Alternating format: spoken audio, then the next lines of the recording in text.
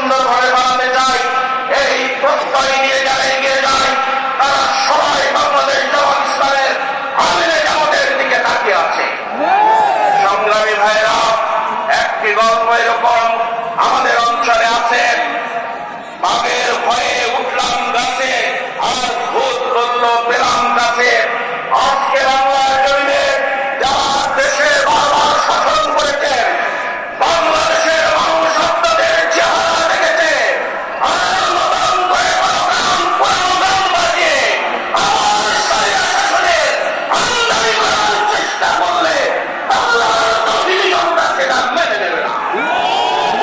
বাংলাদেশ জামাত ইসলামের 18 কোটি মানুষের হাতে কাজ দিয়ে এই দেশটাকে সোনার দেশে রূপান্তরিত করতে চায়।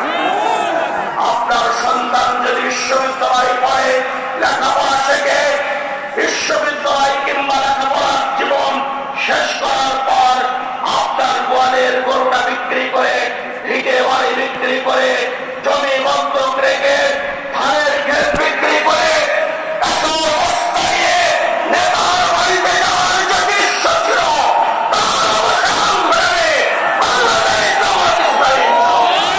আসুন আমরা সেই চেষ্টা করে তুলি। ধন্যবাদ সবাইকে।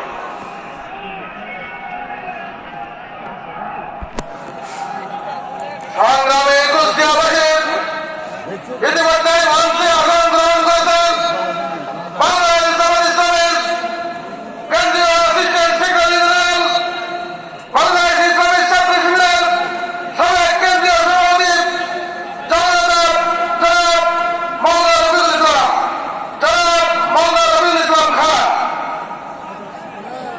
সংগ্রামী জনতা, ভিডিও দেখাচ্ছে তো এই পর্যায়ে আপনাদের সামনে পেছনে বক্তব্য দিচ্ছেন বাংলাদেশ জামাত ইসলামের কেন্দ্রীয় মন্ত্রী পরিষদের অন্যতম সদস্য দেখা যাচ্ছে মাঝখানে মাগুরা সম্মানিত আমির জনাব এবিএম বাগের, জনাব এবিএম বাগের, এমবি বাগের, জনাব এমবি বাগের।